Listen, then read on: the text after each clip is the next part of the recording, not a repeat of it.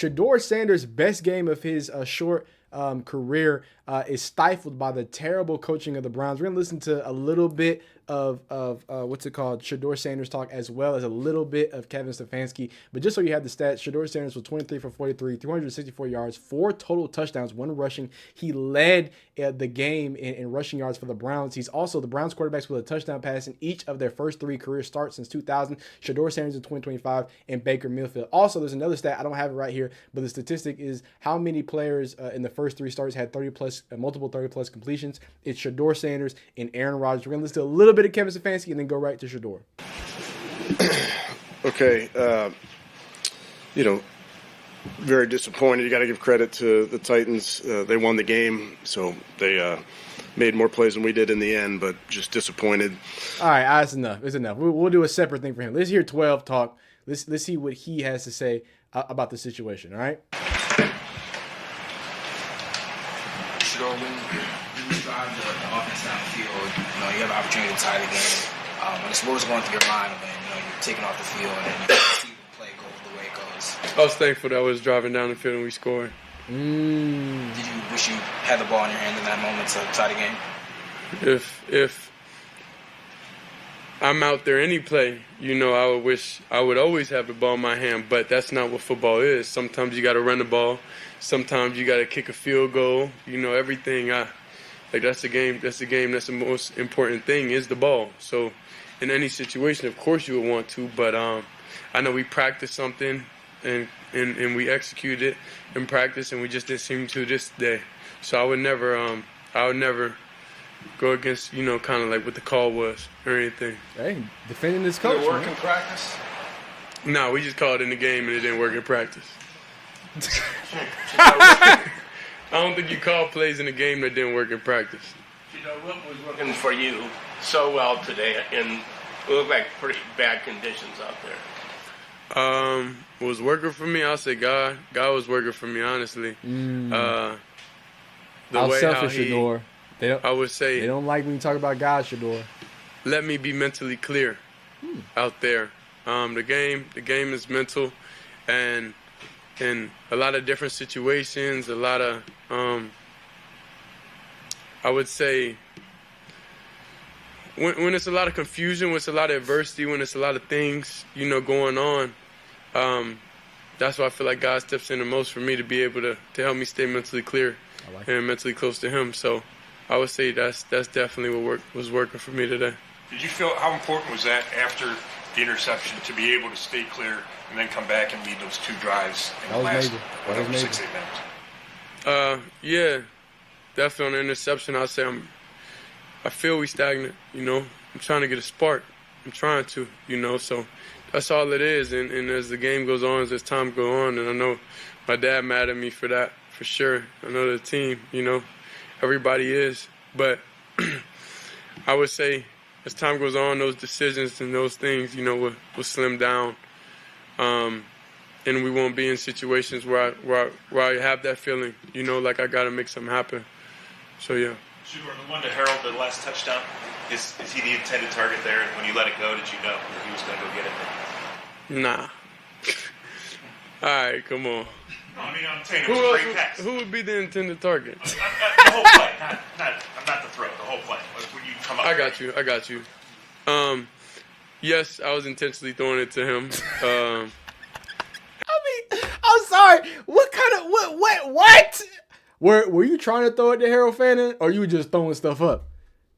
Wow, what is up with the Browns media, dog? And he caught it, made a play, and yeah. What happened on the first 2-point try? Did you just not? No, I didn't. That was on me. Get a grasp of the ball. Take accountability.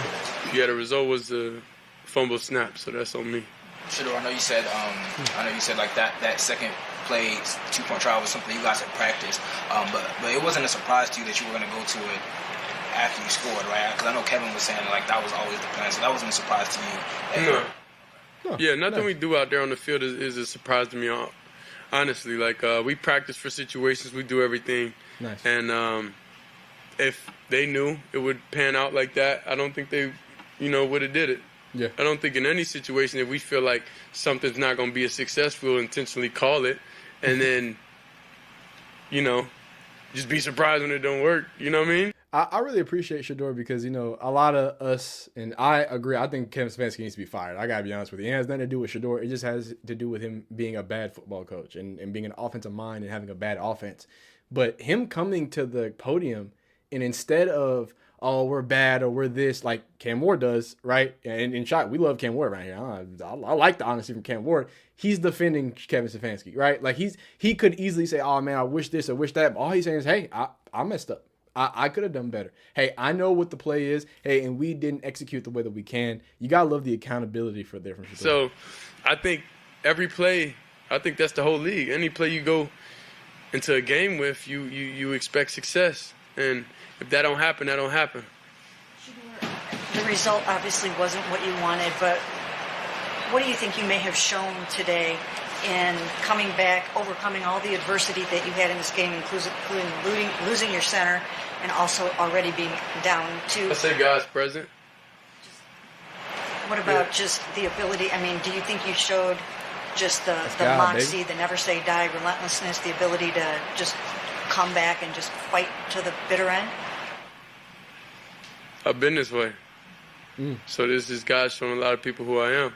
A lot of circumstances, what sometimes get you mentally not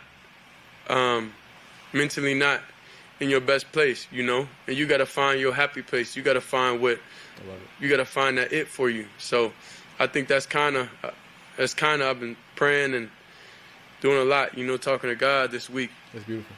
In general, to get back to that place, to get back there. So, yeah.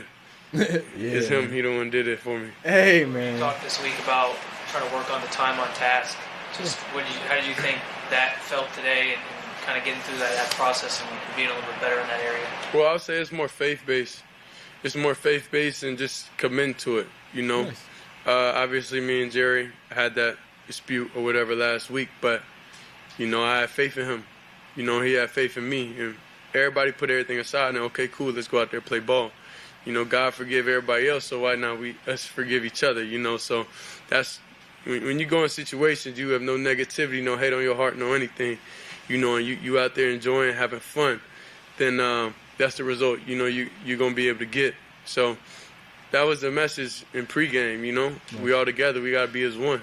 No matter what happens, good, bad, ugly, we got to stay together. So that's just a testimony for real.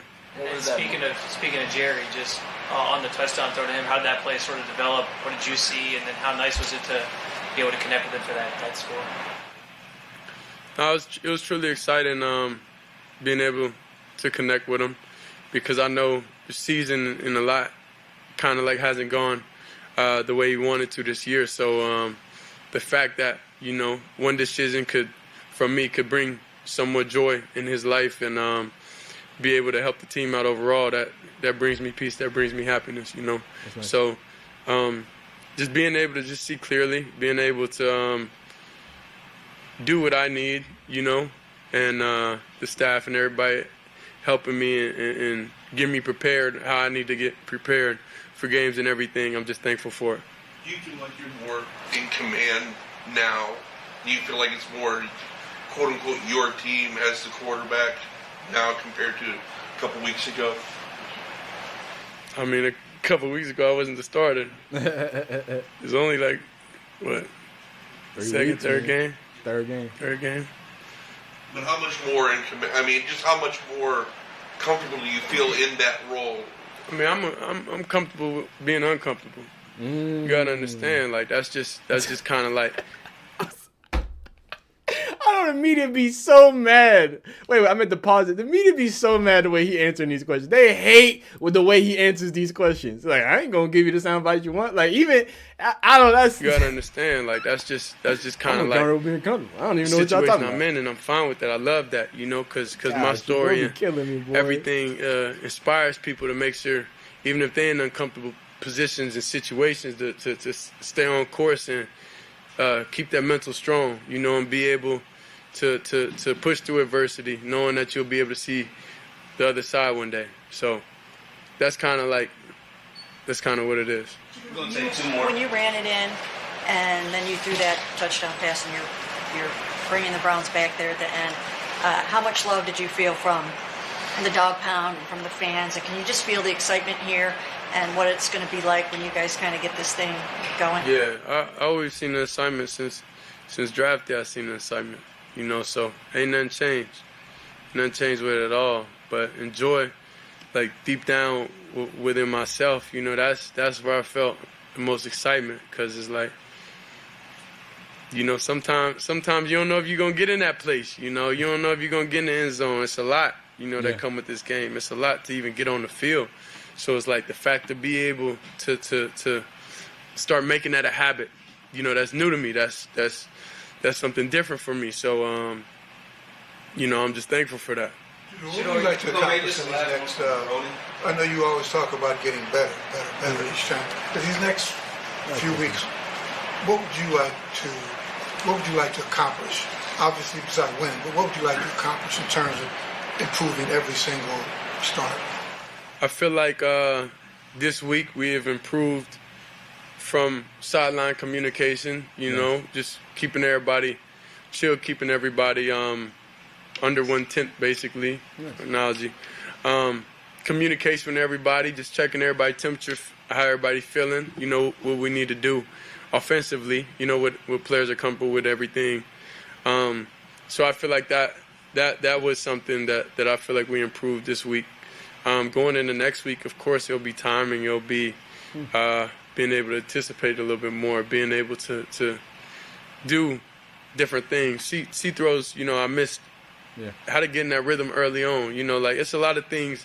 Nice. I would say that we go in the week trying to improve, and we got to look at the film. I know I didn't play perfect, so it's definitely being able to see that, being able to go over and rekindle my thoughts on what I missed and why I missed it, to get to the root of everything, so then it won't be consistent problems. So every week we're looking to change mentally, physically, and emotionally, so then we all are in a better place for next week.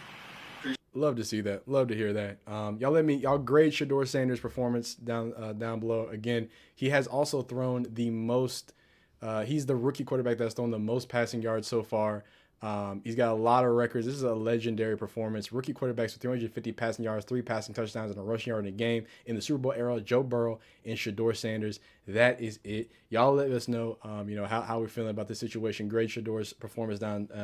Either grade Shedor's performance or just put fire Kevin Stefanski. That's all I'm in the comments. Peace.